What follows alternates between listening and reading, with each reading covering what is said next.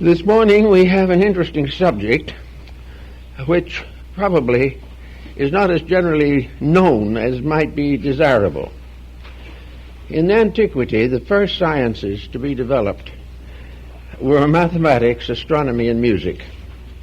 In various ways, in various degrees, in various modes, these ancient forms have been disseminated throughout the entire world. From the most primitive people to the most exalted, psalms, rhythms, and various artistic pursuits have developed and gradually risen to the degree of fine art and classical music. Mathematics was the beginning of it all, and the mathematical symbols, as developed by the Pythagoreans, probably derived from India, was the science of organization. It made possible a classification, an integration of all of the different forms of phenomena in nature. Mathematics enabled us to get the problem of time, to find locations, to add up various problems and formulas, indispensable to the advancement of science and equally indispensable to the advancement of economics. So mathematics was really a wonderful development. We do not know who actually originated it, or the first great mathematician, but we suspect it may have been developed either in India or ancient Egypt. In any event, mathematics was a science of exactitudes. It lifted things out of doubt and generality and resulted in a formation or a formularization of knowledge, which has continued to support our various activities from a very remote time. Now, astronomy was not possible until mathematics came along. And mathematics took the universal system that we see around us and began the gradual organization of it. That is, it did nothing to change the system, but to organize our concept of the system. It began to reveal to us the really wonderful universe in which we lived. It's gradually revealed to us that things were not accidental, that there were laws and rules governing practically every procedure and function of the universe. The combination, therefore, of mathematics and astronomy, added together, formed what has been called astrotheology. That is, religion based upon the supporting evidence of nature.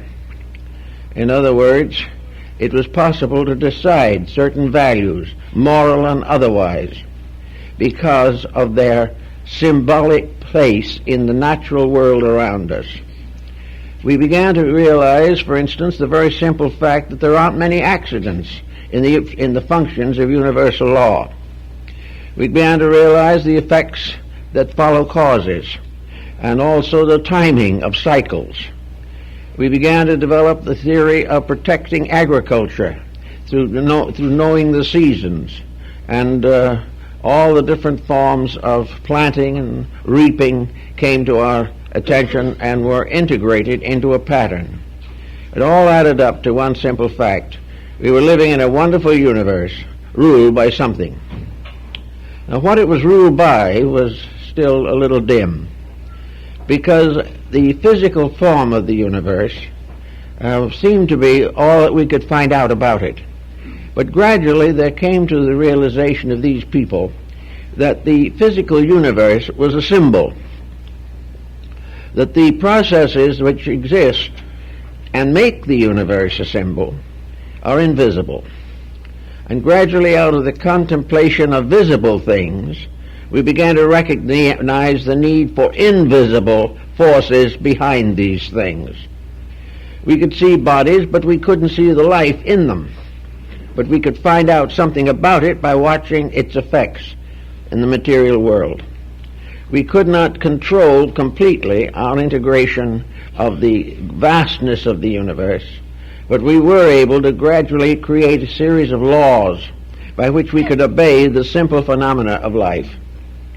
And out of this research, this thoughtfulness of primitive people, we have the moral code.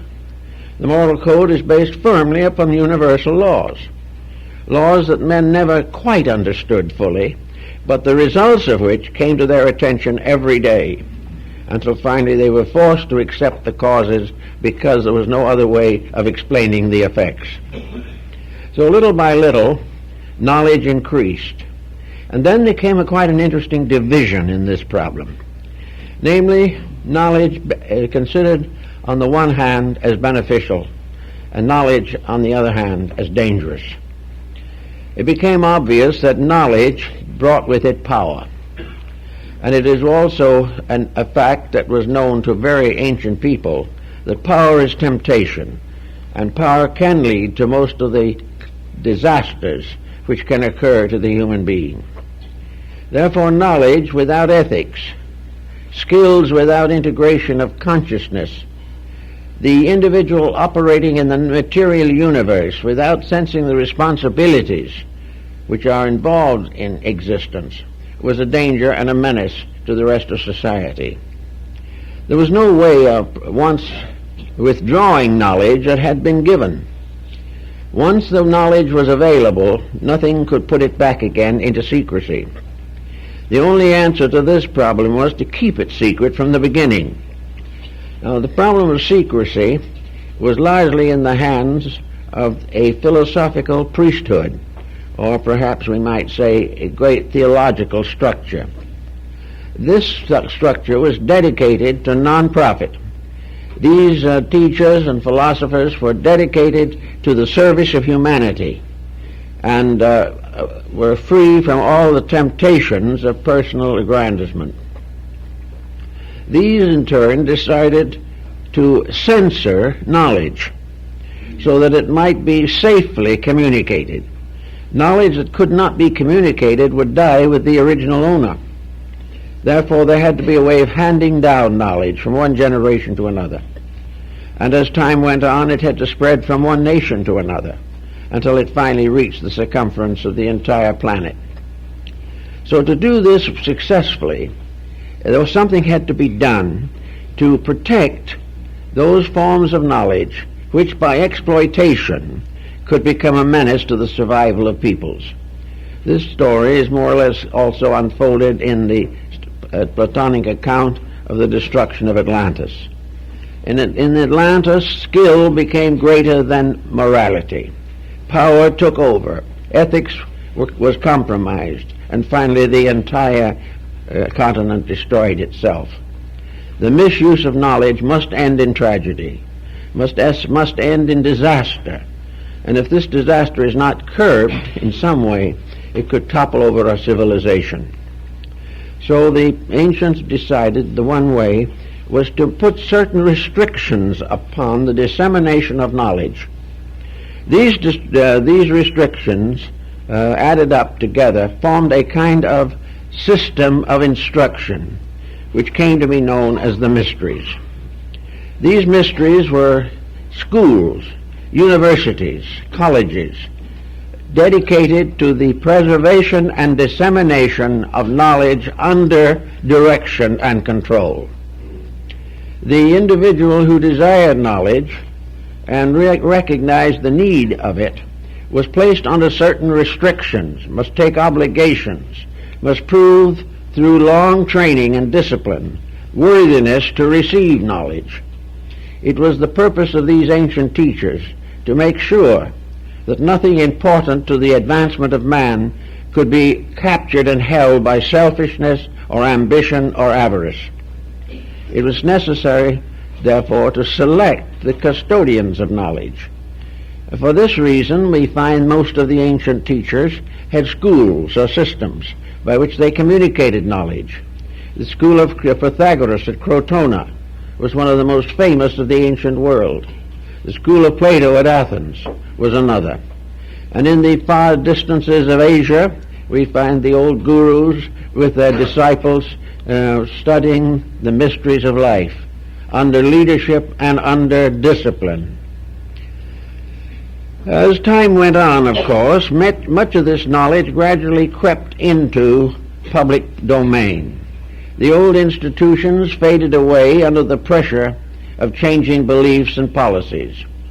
Ambitious individuals without knowledge or skill were able to gradually attract and gather around themselves armies and systems of followers, and these began to attack and destroy the great institutions of learning.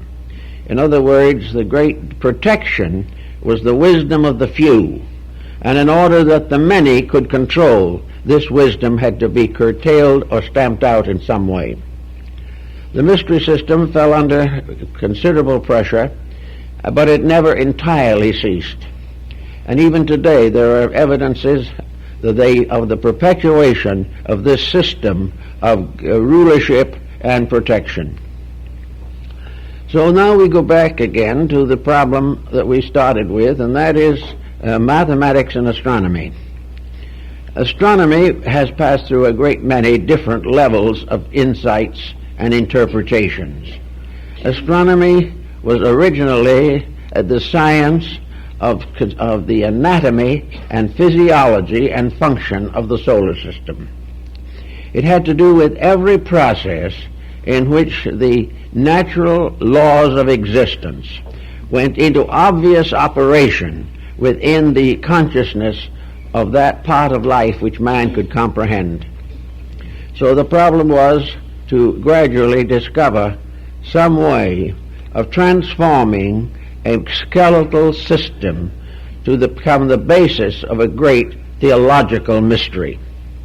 The result was astrotheology, which was probably the first organization of man's religious beliefs. This organization was firmly established in mathematics and astronomy. And the graces which assisted under the heading of music and art have always been part of classical religions. All of these religious systems, therefore, became gradually integrated around astronomy, mathematics, and music. Those who wish to enter the school of Pythagoras must first pass an examination in these three sciences, for to the ancients music was also a science. Any of the other teachers who came along or were in other parts of the world put similar restraints upon the communication of knowledge. They had to test the individual as to whether he was truly worthy, on the grounds that the more he knew, the more he could pervert knowledge. If he was selfish, he could use it to destroy or offend or disintegrate the society to which he belonged. It also would provide him with the ambitions which might lead him to conquest, war, and many great disasters. So the ancients had these testings. Now Homer, in a section of his writings called The Cave of the Nymphs, describes the initiation rituals of the ancient astrotheology.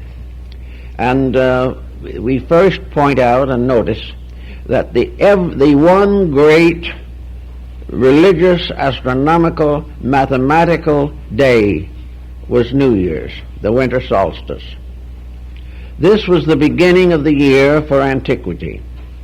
At the beginning of the year, this solstice point was of the greatest and most basic importance. Well, I think we must also realize in studying this that practically every religion and esoteric system we have in the world today developed in the northern hemisphere. And all of the calculations that are made are based upon the precession of the equinoxes and, of course, the solar system of the year in the area of the northern hemisphere. At that time, we find the zodiac already fairly well known. We find that most of the symbols found in religion were also to be found in astronomy. We realize, for example, that the 72 elders of Israel were the 5-degree divisions of the circle of the zodiac. We know that the 12 signs became 12 apostles, 12 disciples, 12 leaders, and also that the course of time were associated with 12 major religious revelations. We find that almost every unit that has to do with man's survival is in some way mathematically keyed to the zodiac. Now, in the old time, and even later in the mystical writings of Jacob Burney, The arrangement of the zodiac is slightly different from what we generally use in astronomy or astrology today. We still begin, technically, the zodiac with the sign of Aries. But whereas we usually think of this as placed on the eastern angle of a horoscope, in the ancient times the sign of Aries was placed in the midheaven. In other words, it was at the highest point, and that was the point of we might say, the beginning of the year, the New Year's ceremony, usually occurring between the 20th and the 25th or 27th of December. At this time, the sun was born again. It rose from the dead of the old year. It began to move northward, and in moving northward with its own strange power began to release the life locked in the earth. So the ancients considered the sun as the principal symbol of deity. No ancient person of wisdom or insight ever thought of the sun as that being, but rather the mirror of it. To the Greeks, the sun god carried a shield, and this shield was the mirror of the sun. It was not the sun, but the sun was there as a symbol of order, life, resurrection, fertility, and inwardly of the illumination of the soul. Therefore the sun became an object of worship everywhere. In Egypt, for instance, in the course of the development of the doctrine of Akhenaten, the great reformer of Egyptian mysticism, the Aton, or sun, was the supreme symbol. This symbol in the Egyptian was a ball of light surrounded by radiant rays, each of the rays ending in the symbol of the human hand. Therefore the sun was radiating in all directions, lifting up everything that came in contact with, bringing death to life out of the earth. Now this seemed to be very interesting to most ancient people. It helped them to understand something about life which otherwise was too difficult for them. The sun also, whether we realize it or not, became a symbol of deity in early Christianity. It was definitely associated with the nimbus, the halo, and the radiance around the heads of saints. It was the symbol of spiritual light manifesting through the physical light of nature. The sun as a spiritual power brought enlightenment to the inner life, releasing the individual from ignorance, superstition, and fear. In the outer world, the sun was the generator of life and the regenerator of everything that man depended on for survival. Without the light of the sun, he could not live. Also, therefore, that part of the world where the sun was above the horizon was the good part, the life part. Night was the dark part. Night was darkness, mystery, and death. Day was light, brightness, and wisdom. So that the life of the individual was gradually divided into these two hemispheres, the hemisphere of light and the hemisphere of darkness. Light became the symbol of growth and hope and wisdom. Darkness was a groping. Therefore darkness became an appropriate symbol of ignorance. That which was ignorant lived in darkness. That which was wise lived in light. Now, how did the ancients understand ignorance? To the common people, ignorance was lack of formal education. To the priests of the mystery, ignorance was the lack of internal realization of good. Therefore, all of the changes that take place in the world, in the seasons and in the ages, in the great processional of the equinoxes, all these things have their equivalent within the person himself. He had his solstices and his equinoxes. He had all of the different planets of the system. He had all the different zones and spheres and degrees of the zodiac within his own constitution.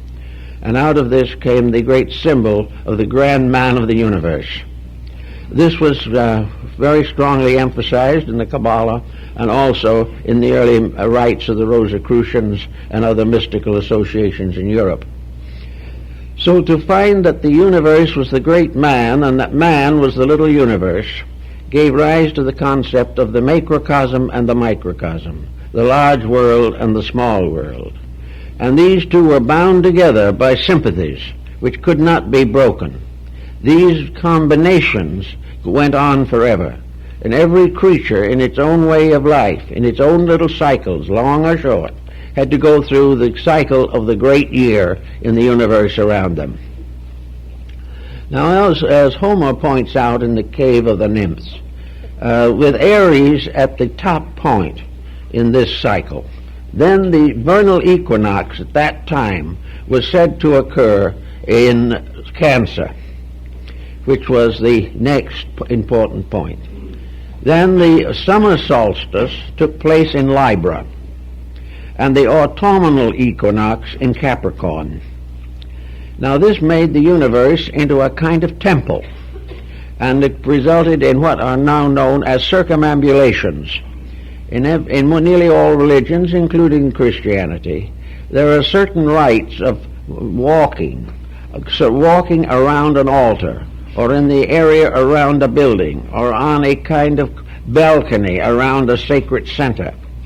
And the place of circumambulation is still retained in practically all European cathedrals. But this circumambulation was really the story of the sun walking around the zodiac, going from one degree to another and bringing in each case certain basic and fundamental changes. Now in this particular phase of the matter, we find the solar mystery very much adapted to other forms of thought. In every case, practically, the supreme deity was a light deity, a deity of life, light, beauty, and truth.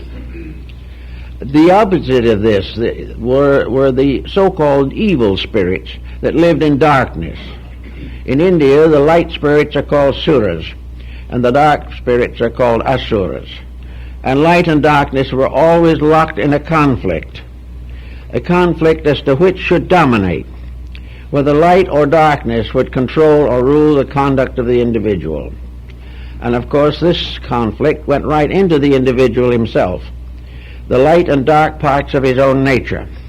The light parts were his hopes and aspirations, the dark parts were his selfishness, his aggressions, and all the negative attitudes which he permitted to flourish within himself. It was assumed that every evil thing was dark, the reason being that in darkness the evil has to represent ignorance. Nothing that is wise is dark.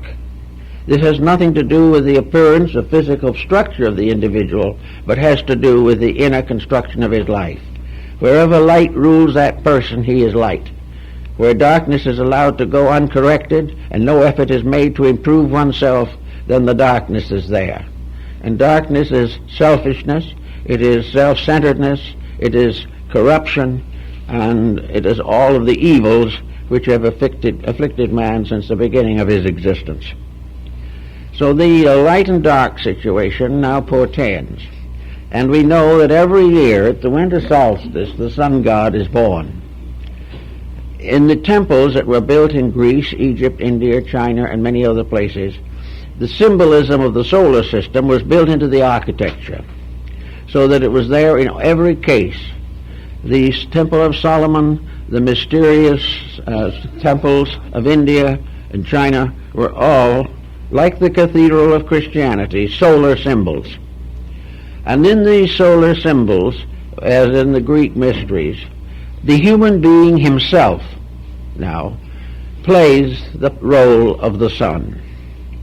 In other words, the year of the sun becomes the symbol of the life of the individual. The individual, so to say, psychologically at least, is born at the winter solstice. He comes into his growth or embodiment at the vernal equinox. He attains the maximum at the parting of the ways at Libra, and he goes on into age until he reaches Capricorn. And these are 9 spokes of a wheel.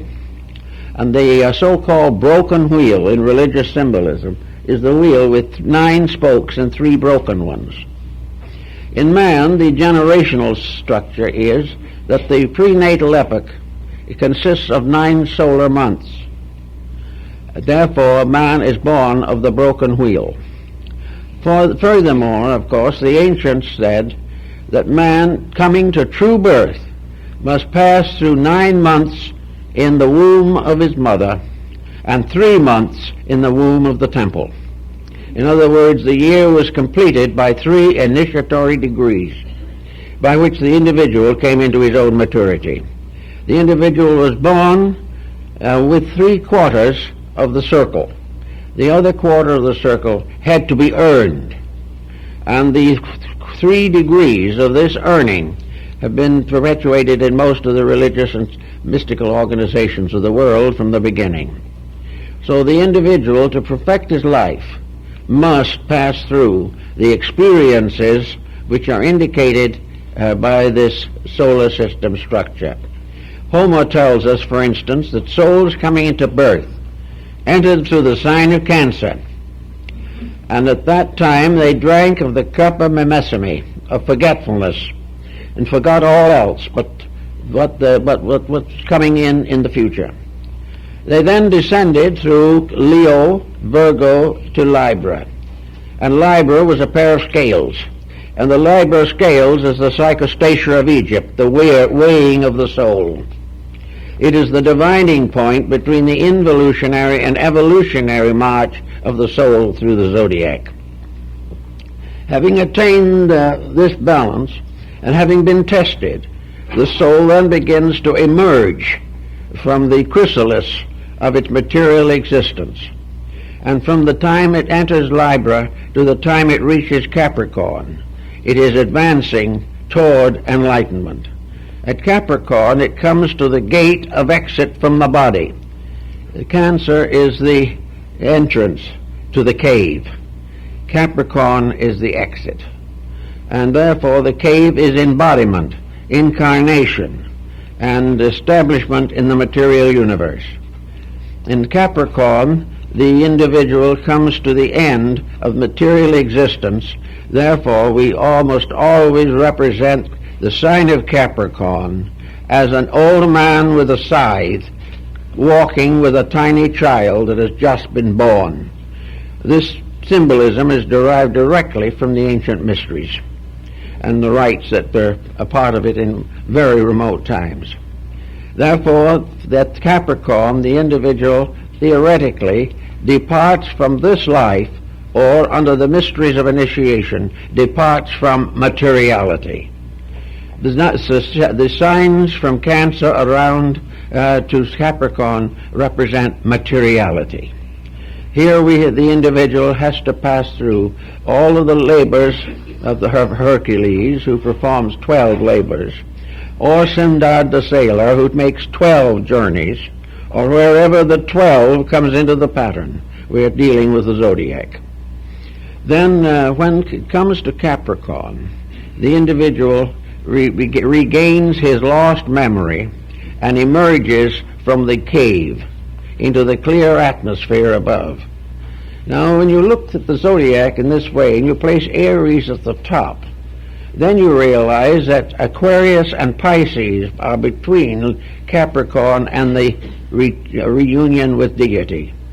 These represent, and found in the old symbolism, the experiences of the consciousness in the development of its extrasensory perceptions. Aquarius becomes the symbol of the great innovation of true knowledge, the great dedication. And in astrology, it is the house of the friendship. In the mysteries, it was the symbol of universal citizenship, in which the individual now becomes a part of the universal mystery. And Pisces is the symbol of illumination, or the esoteric fulfillment of the journey. And thus it goes completely around the wheel. The first 2 signs, after Aries, Taurus and Gemini, are not involved in embodiment, but they are involved in the superphysical aspect of the universe. Because the 5 signs, Aquarius, Pisces, Aries, Taurus, Gemini, belong to the invisible world of causes, from which the soul descends into embodiment. and from the time it enters embodiment to the time when it casts off the body, it remains obscured. It remains concealed from its own identity. It must struggle in darkness.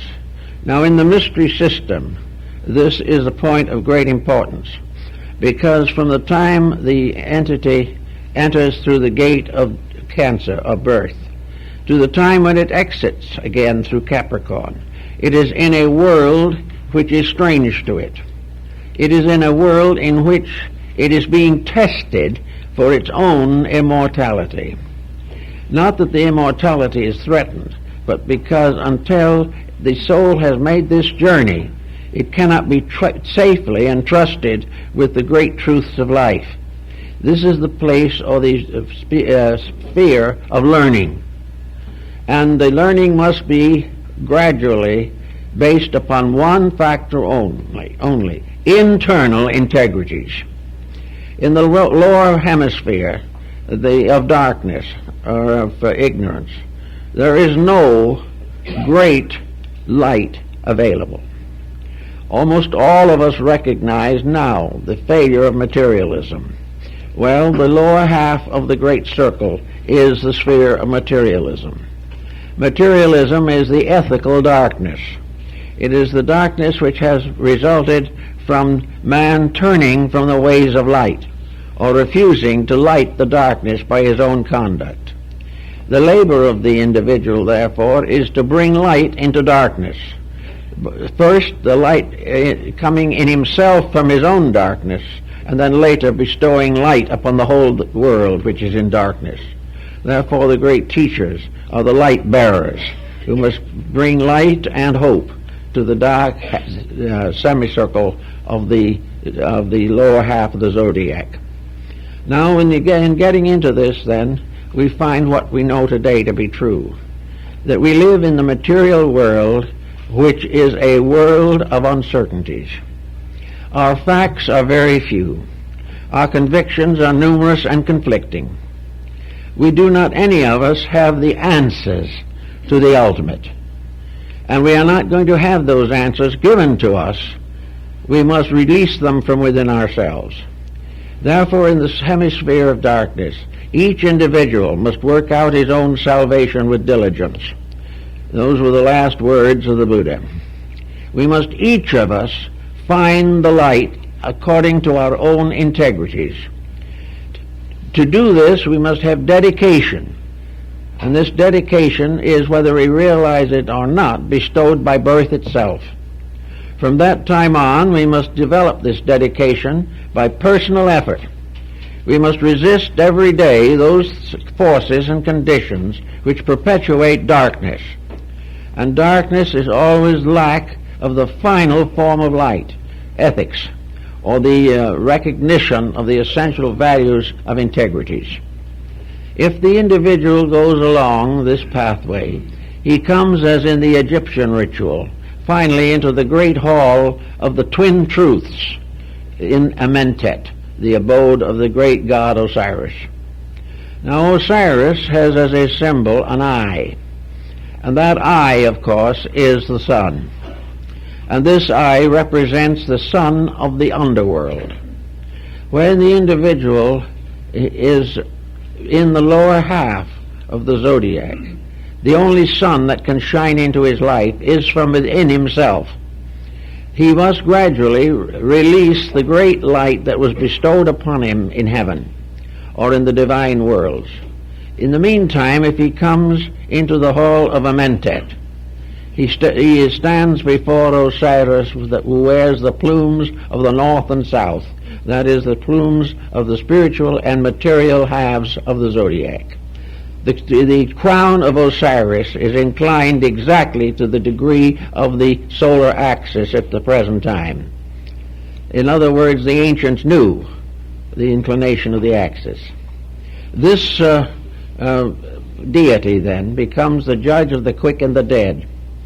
And this deity is the sun in its karmic aspect.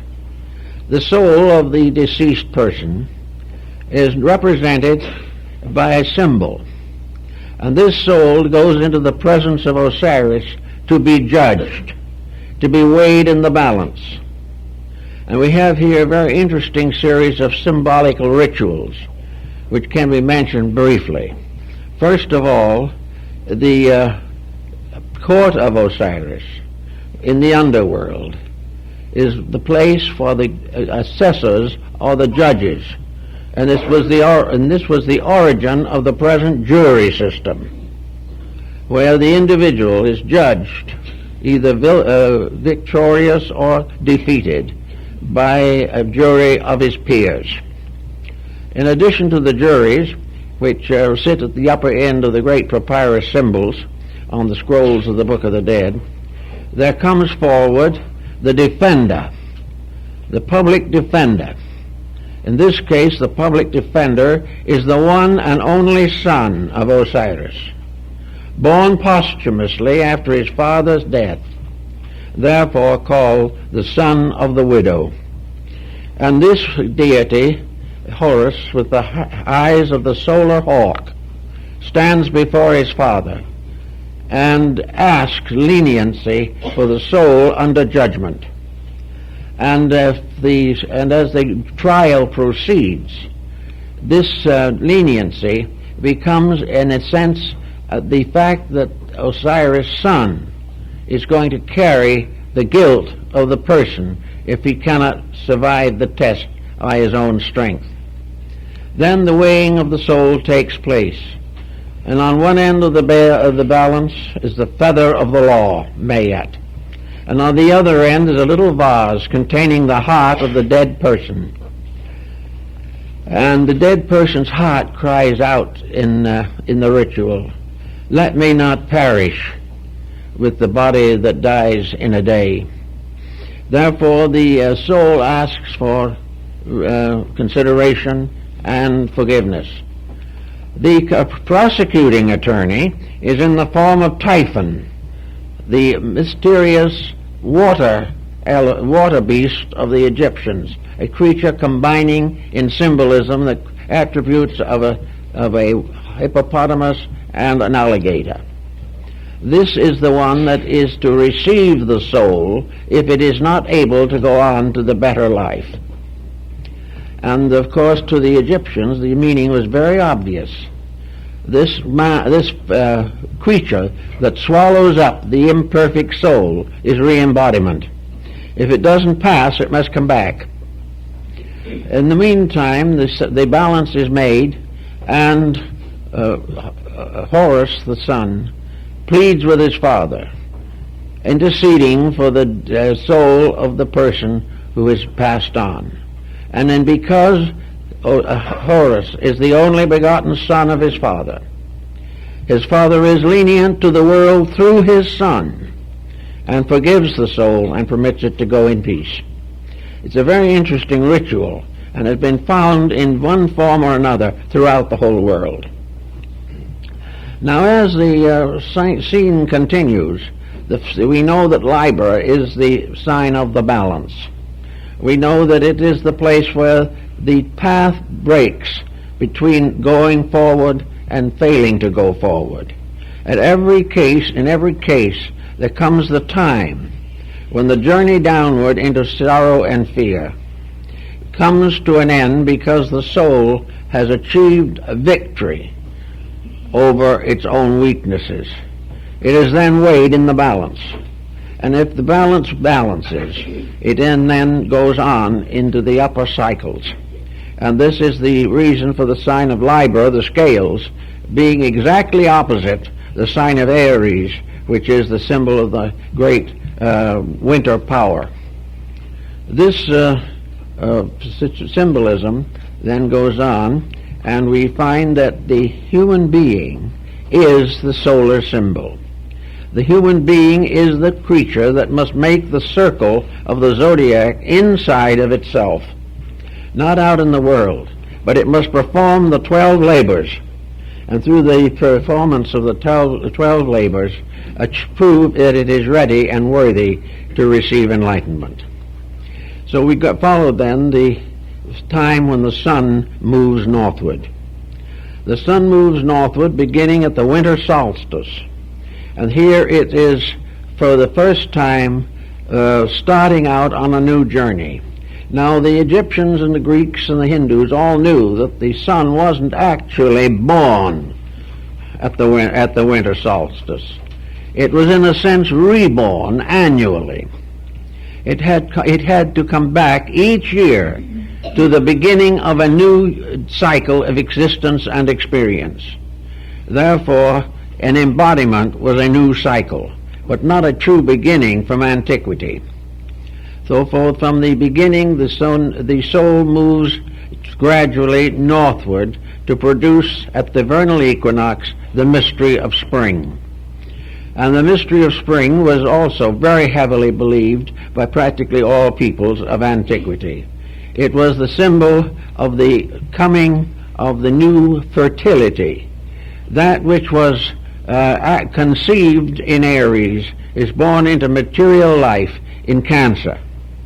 And of course the sign of Cancer is always the vernal equinox, and this occurs whenever the time is necessary and right. This is when the soul enters into embodiment. Now the vernal equinox follows, now this is with Aries in the midheaven, not with Aries on the eastern horizon. The time of Easter is therefore the great symbol of the resurrection of the dying God. The ancient light promise is fulfilled, for it was believed in the ancients that the coming of the vernal equinox was the proof of the pact between God and man. That at this time, if this equinox occurred, it was because the whole world had a new lease on life, a new opportunity to perfect itself, a new chance to be truly wise and good. And if the world didn't end in a terrible conflagration at the vernal equinox, then man's hopes were fulfilled. He was to be given another opportunity to perfect and unfold his own nature. So the vernal equinox was the time of promise.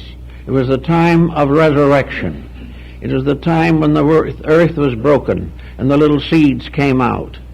It was the time where the old mystics in Europe celebrated the feast of the mustard seed, the little seed that was very small, the heart, which was from some time to be a great tree that would shade the universe. Celebrated the feast of the mustard seed, the little seed that was very small, the heart, which was from some time to be a great tree that would shade the universe. So the beginning of the new opportunity for regeneration was the resurrection of the sun god at the vernal equinox. Now this was carried over into theology and brought into contact with many different legends and myths in all parts of the world.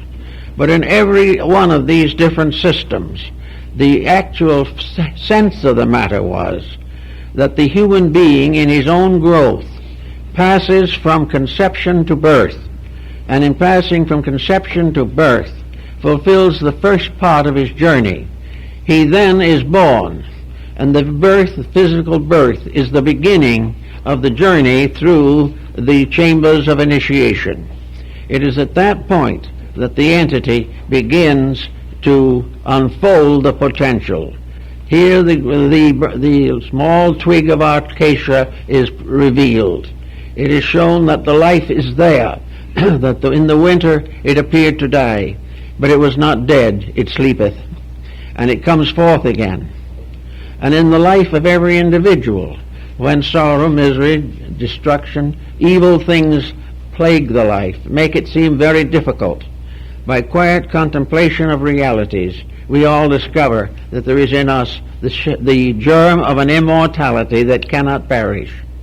But that when we really desire and start a conscious journey towards truth, at that moment the little seed within ourselves begins to build the inner life for us. The seed becomes the tree of the soul, as it was called by Bhimi. So we can start out on all the problems and processes of life, and we are not shown what to do or told exactly. We have the experience of our ancestors. We have three great directives to help us. One of these directives is observation, to see what is happening in the world. Another directive is experimentation, to try a thing and see if it works. The third one is tradition, the gift we receive as a legacy from our ancestors, who have passed through all kinds of experiences and problems. If we are able to use these three instruments, they will guide us, or guide the sun, from the vernal equinox to the summer solstice. It will then bring into play all of the labors of life, for it is from the time of the planting to the time of the harvest that the individual must guard his properties, must sacrifice his time and energy to protect the crop which he has planted. The farmer, therefore, is most busy in those months in which it is necessary for him to prepare for the harvest that is to come. Therefore, in life, young people must prepare for the harvest of the years. Those starting out must build for the future.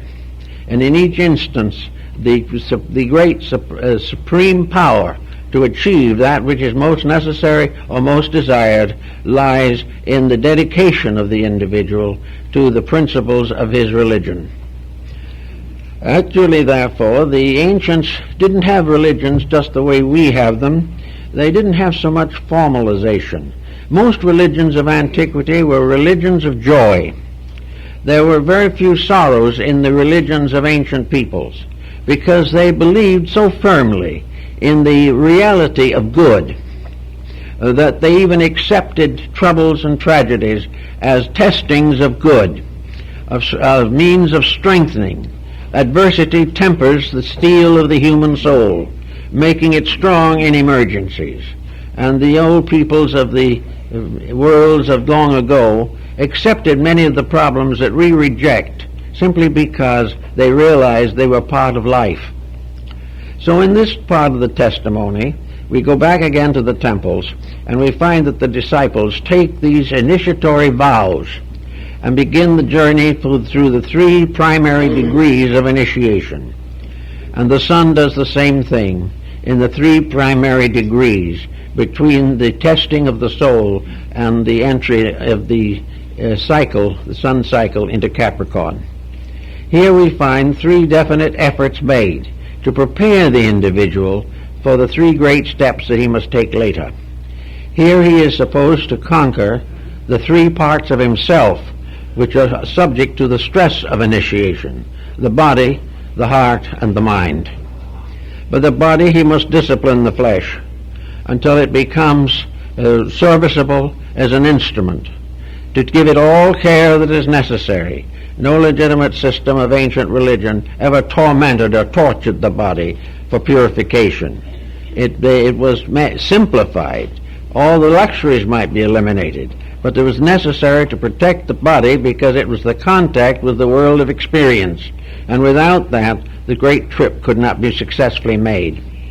After the body was obedient to the will and to the heart, then the second step was the purification of the emotions and the heart. Here the individual had to generate a new discipline upon the emotional life of himself. He must purify his affections. He must control his appetites.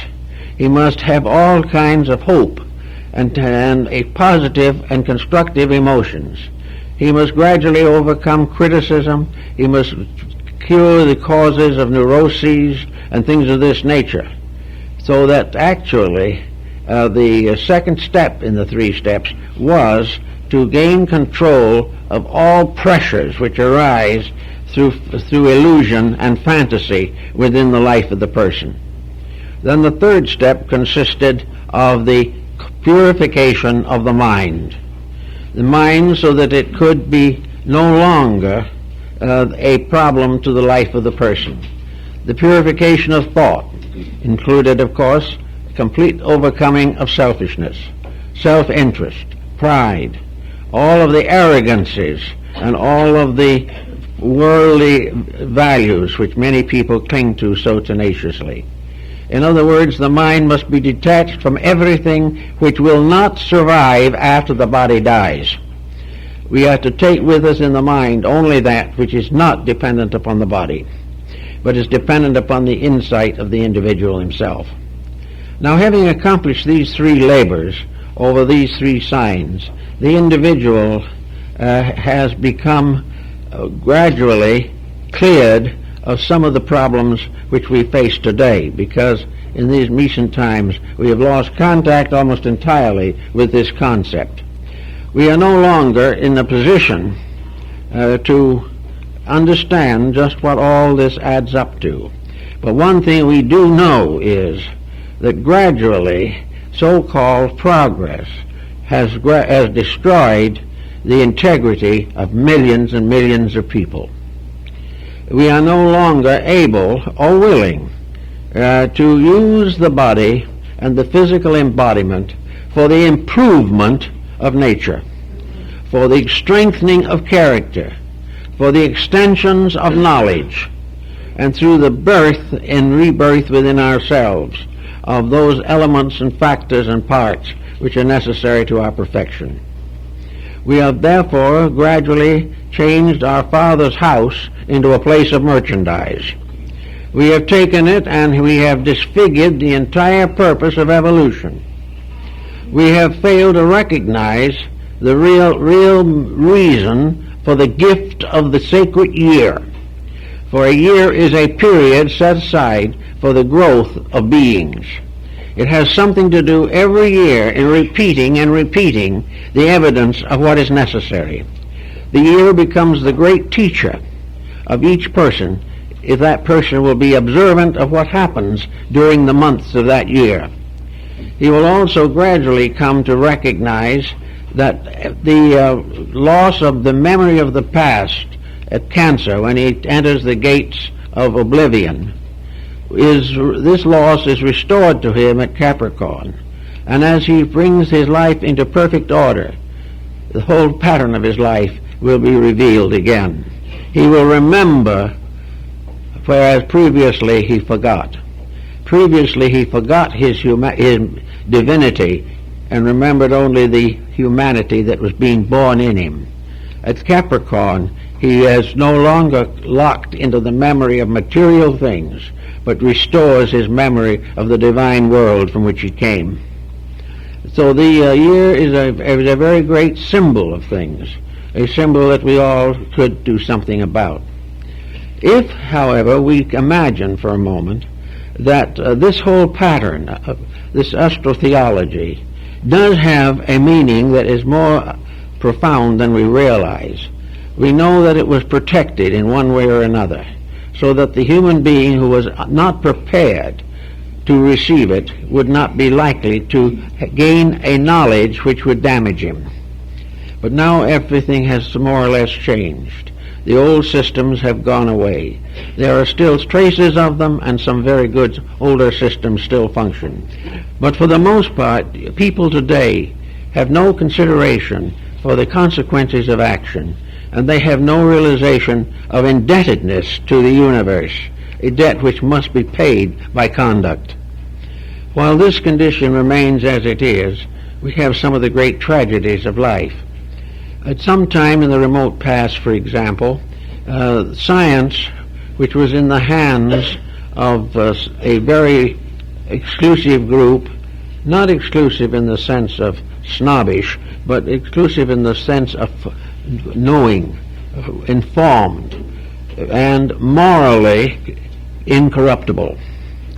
This knowledge was placed in the keeping of persons who had already forsworn all personal advantage, who had already forsworn any action for profit that was contrary to principle, and had accepted the obligation that everything that man discovers must be brought to the altar of God.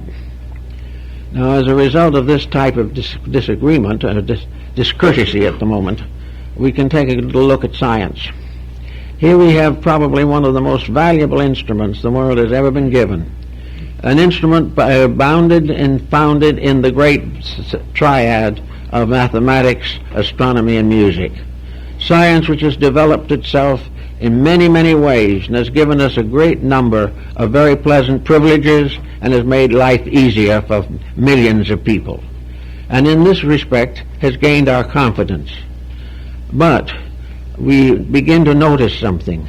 We notice that the scientist has not taken the obligations that were given in the ancient mysteries. He has not forsworn fame. He has not declared that he will invent only that which will serve good. He does not permit his secrets to be carried out if he is properly informed, if they will bring damage or injury to any other living thing. So what is happening? We have a scientific world which has given us much to be grateful for, but might sometime give us that which will extinguish all the good that science has ever given. This is the type of thing that was of great concern to the ancients, that they will prevent the abuse of the greater knowledge that gradually comes to the human being.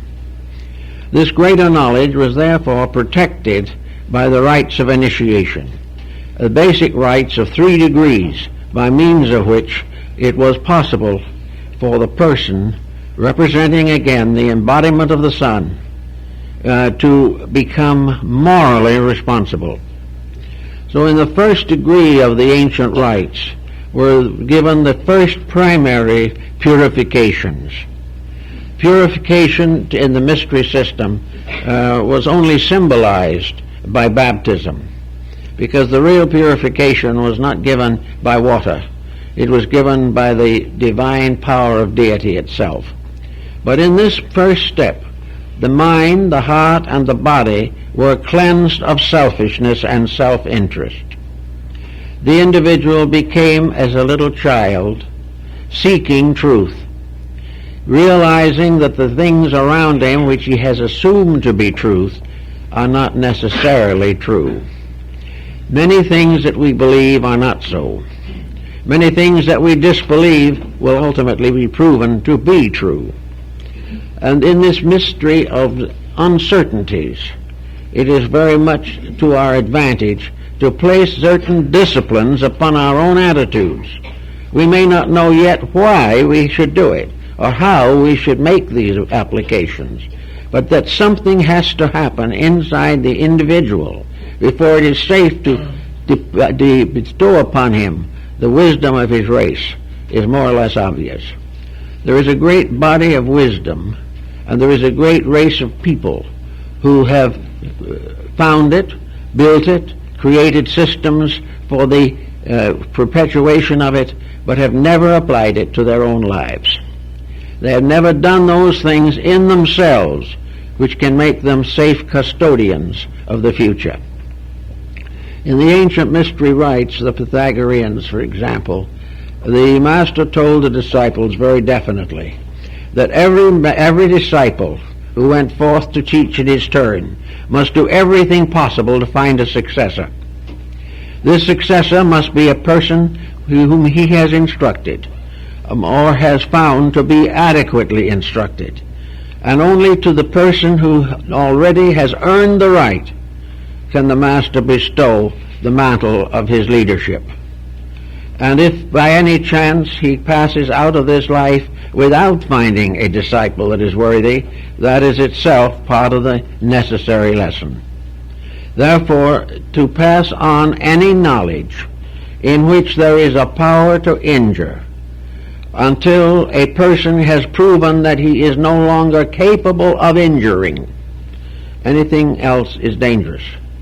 And it was this kind of ethics of building knowledge into a qualified group that we have known in ancient rites. Now some people hold these ancient rites to be snobbish, selfish, and that these leaders have intentionally concealed truth because they wanted to govern other people or wanted to be masters over slaves. History has no strength for that support at all. There is no effort to recognize, or no opportunity to prove, or no way of proving that those who truly possess great knowledge were the ones who were the cause of trouble. The ones who are the cause of trouble are those who want to resist knowledge and gain authority by allowing people to be less than they should be. Therefore, that which wishes to be popular, first of all, makes a virtue out of things that are not true. and as a result of that, everyone is worse off. Now, in the initiation rites as they were given, the first degree is that of purification. The second degree is that of service. The first degree, the individual tries to clean the inside of his own cup. The second degree, he is dedicated to the service of some need or some person in his environment or for whom he has responsibility. A servant, in this sense of the word, may go out and become a leader of peoples in the right direction, may become a clergyman or a priest or also an instructor, a teacher, a guide to other people. Or, in the same spirit and in the same light, he may serve only in his own house. He may serve his family. He may serve relatives who are ill. He will go out and protect his children. He will sacrifice his own profit and his own pleasure to the security of his family. He will be unselfish in his use of possessions, gentle and kindly and forbearing in his dealings with those around him. This is the simple sign. One individual may go out and rule a country. The other may stay home and rule himself and his family justly, lovingly, and wisely. Both are fulfilling the same requirement. Both are therefore servants of principles greater than those of ordinary commitments. After that comes the third step, in which the veil of the temple is opened to allow the professed person to begin to gain the full meaning of what he has gone through. In the third step, the individual receives that amount of instruction that is necessary for him at the moment given. He is then given the keys to use certain knowledge which was previously denied him. Now, in the idea that this knowledge comes simply from another person is not quite true either. The actual fact is that if the person is purified in his inner life, dedicated to the needs of others, the next thing that he needs will be revealed to him by his own conduct. He will discover that which he needs next because he needs it. But if he is not ready for it, he seeks for it in vain. And the idea that he can find something he doesn't deserve is not supported in the old systems. It is that he must deserve before the truth can be given to him. And if he gains what appears to be truth without deserving it, it will ultimately end in deceit and destruction. So those were the three steps that the average person has to follow, just as the sun has to follow. It goes from its birth to its point of greatest restoring and resurrecting power. It passes from there to the time when it goes to harvest, and then it goes into the silence of winter. Now, what is the silence of winter in relationship to this mystery cycle? Is it really an evil thing? Not according to the old rites, it isn't. Winter might be considered is the great Sabbath. It is the time of rest. It is the time in which all things which have passed through experience are rewarded by rest and repose. Winter is the time of peacefulness within. It is the time where the individual no longer has to labor, but has to rest for a time before he goes forth on another cycle. In other words, in the terms of the men and women of the desert, the winter is the caravanserai, the place of rest and repose, where the individual who has completed the cycle of life has an opportunity to prepare for further life. Well, the ancients held that under that heading also came what was termed digestion. This is an alchemical term that is very interesting and has great significance for us. Digestion means that having passed through a series of experiences, it is necessary for the individual to summarize what he has accomplished. It is necessary to transform an experience into an awakening of inner value. The individual has had a life with many problems. He has had many different decisions to make. And in the Pythagorean discipline of retrospection, he goes back over the years of his life to find out what he has really learned, to know what mistakes he has made, and also how he corrected those that he discovered. He finds out how the weaknesses of his own character are still holding him back. He discovers where little germs of self-centeredness have prevented certain magnificent facts from being manifested fully to him. In retrospection in the Pythagorean school was usually given at night or just before bed, to sleep. And that in the great solar cycle, this retrospection is part of the cycle of winter. This cycle of winter is a very interesting phenomenon because we know very little about it, except everything seems to go to rest or go to sleep. And there are a few things, however, like the evergreen, which was among ancient peoples always the symbol of immortality, and therefore the Christmas tree, that in this phase of the situation, the soul comes to a temporary condition of after-death awareness. It is not judged by something else, it is judged by itself. There is a recapitulation, as is also referred to in some cases where it is said the person's in desperate condition in this world, in drowning or something of this nature, see their whole life go before them again in reverse order. This is to a great degree the same principle involved, except in the after-death state. There is no judgment, there is no punishment except what the individual bestows upon himself in the reviewing of his own conduct. He is not whipped by some evil spirit. He is not damned by an avenging deity. He is simply detached from body to contemplate what he has learned while embodied, which will help him to be unembodied forever. This is the situation more or less as it stands. The individual must finally become his own judge and jury. And this is possible because of the deity that abides within himself. He is judged by himself, but he is judged no longer with the modifications of his personal interests and desires.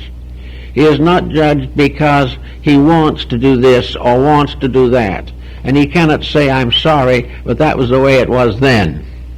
He has to face the exact fulfillment of his previous life.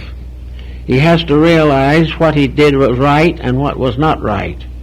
And for those who have had a very miserable existence with very little discipline, the experience will probably be a little humbling, but never evil, never corrupt, never a terrible pain, but rather a deep realization of failure. But always in the realization of failure, the promise of ultimate fulfillment. So that in the dark part of the winter, we find the loneliness of that which is the human state. Every human being is in a sense alone and will always be lonely until it can be restored to the eternity which is its proper nature. So that in the winter the individual becomes a little bit aware of the necessity of fulfilling his own winter. And lots of elderly people look back upon a very constructive and useful life. They're pretty well satisfied that they've done it as good as they could do it. And when they're unbodied, then they will also have a clearer vision of what it all meant. Very often the individual can only say, well, I did sacrifice myself because I felt it was necessary. But this isn't the real message. The real message is found only when the inner life itself, freed from body, estimates the values and merits of its own accomplishments. And very often these accomplishments are better than we think. And very often these accomplishments cause the simple person to be given precedence by his own conduct over those who seem to be much more advanced than himself. After this experience of winter, comes again the problem of a new spring of life. And in this experience, the soul goes to sleep again. And after going through this particular experience, the soul begins to fade. It goes into a kind of a deep rest, a repose. And you will find that in studying various books dealing with these subjects, there is really very seldom any description or any discussion of the interval between embodiments.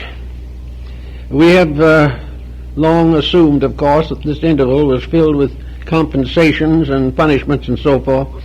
But let's realize for once and for all that all of these things are internal. That the individual in the interval does have a communion with themselves. They are not surrounded by fork-tailed demons. They are not punished forever. They are not lost. They are not lost souls. They're people who are trying to explain to themselves the mistakes they made last time and making resolutions not to make them again. In other words, it is a quiet self-contemplation.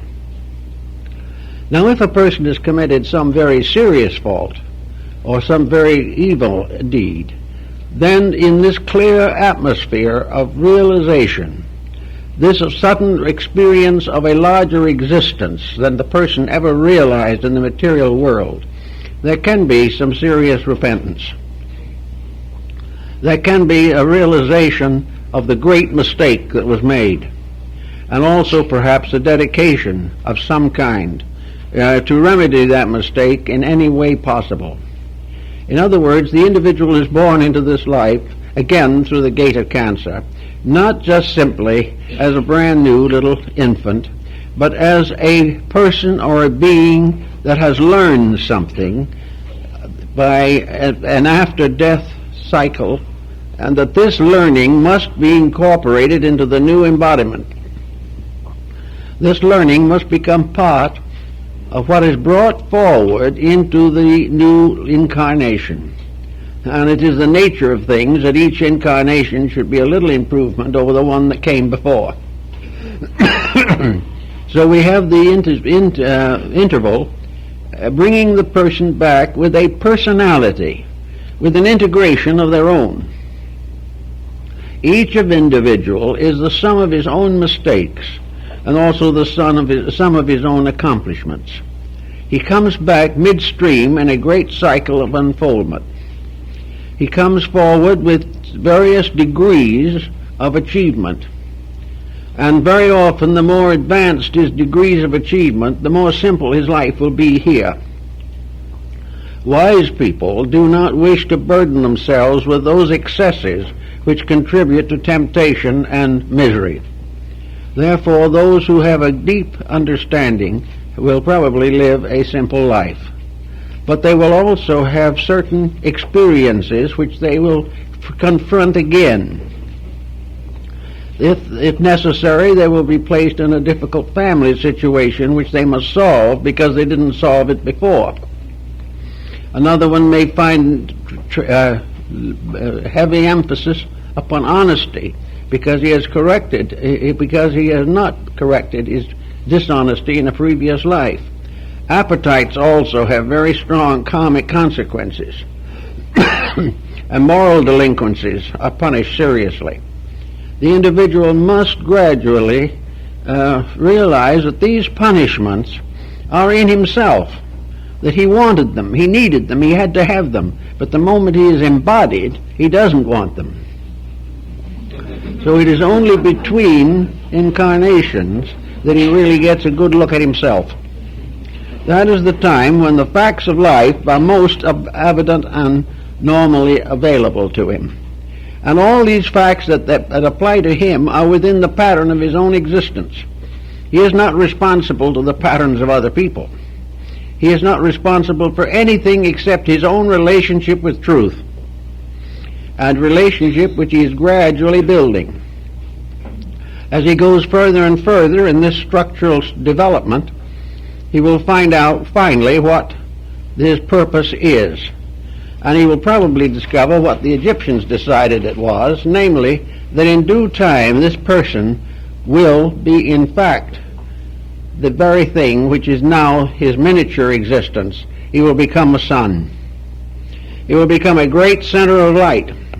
He will be a center of light in his family sometime. He will be a center of light in his country. He will be a center of light in the world and become one of the great teachers of mankind. And then he will go on beyond this. He will go on into the consciousness of planets and suns and space.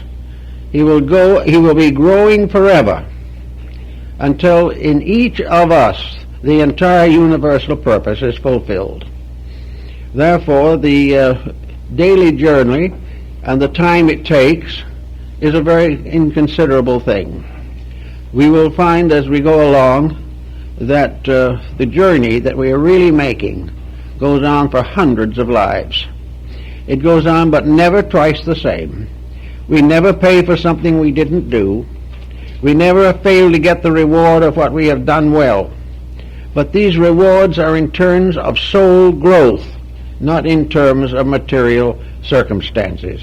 And as the individual goes further and further into the mystery of the soul world, or the world of soul, he will find that his citizenship there is far more important than his success or failures in this life. But we are all getting a little better. We are all growing. Sometimes a bad mistake is one of the most powerful forces for growth, because it suddenly brings us face to face with ourselves. We find that things like alcoholism, narcotics addictions, and things of this nature become a great burden upon the soul. But the soul learns to overcome them, and in the overcoming it gains a strength otherwise impossible to it. So everywhere, every time, always, the growth is going on to the best of the ability of the human being to perform growth. So in this way, the sun becomes a kind of master plan, which by coming around each time begins to bring a cycle of experiences to nature. Each year the sun comes back to the world. Each year the world is just a little different. Each year the sun performs a slightly different service, and over the period of ages these services vary greatly. But in all cases, nature continues to produce this solar cycle, the sun, in order that it may fulfill its own purpose. The sun is the cleanser, the purifier, the illuminator.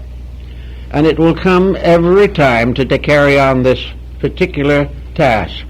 Sometimes it will find a dark world waiting for it, heavily burdened with its own errors.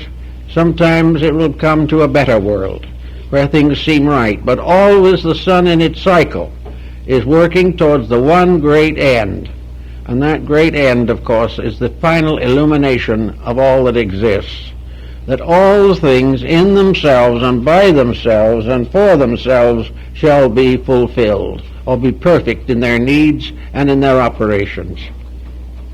Thus we can find in the old sacred books how often the sun deities are called by names that are more or less solar. How we find in every mythology the legend of the dying god. We find forever the mystery of the resurrection through dedication. And we also learn that in this world, gradually, happiness and security come from inward disciplines and dedications.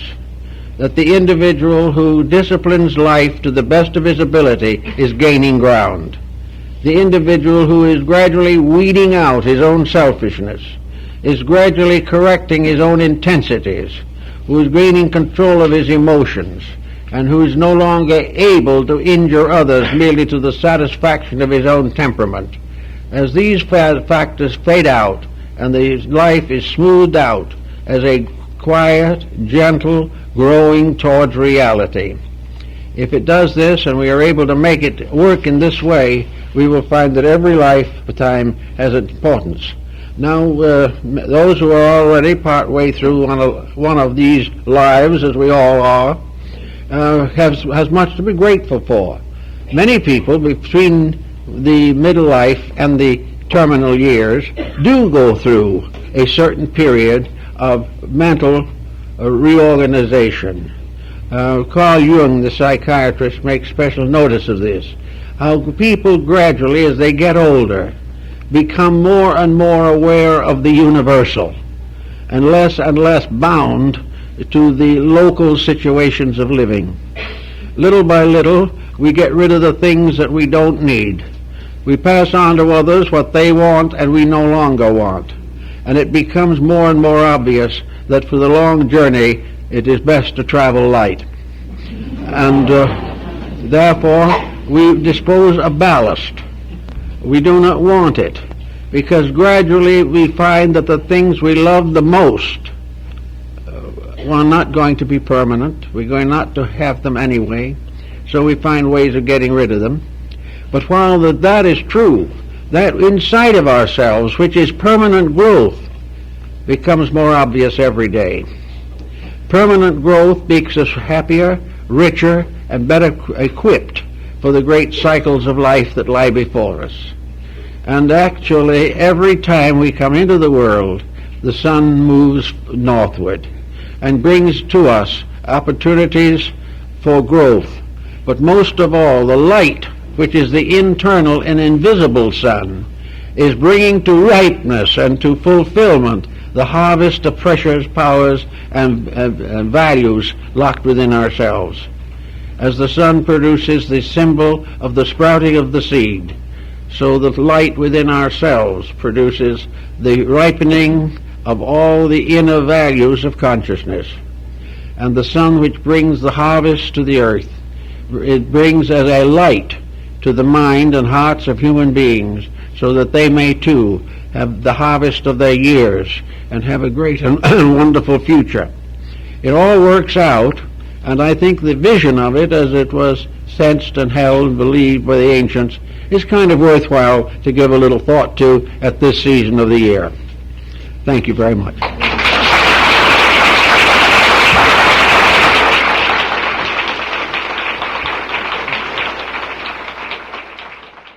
Celebrated the feast of the mustard seed, the little seed that was very small, the heart, which was from some time to be a great tree that would shade the universe. So the beginning of the new opportunity for regeneration was the resurrection of the sun god at the vernal equinox. Now this was carried over into theology and brought into contact with many different legends and myths in all parts of the world. But in every one of these different systems, the actual sense of the matter was that the human being in his own growth passes from conception to birth, and in passing from conception to birth fulfills the first part of his journey. He then is born, and the birth, the physical birth, is the beginning of the journey through the chambers of initiation. It is at that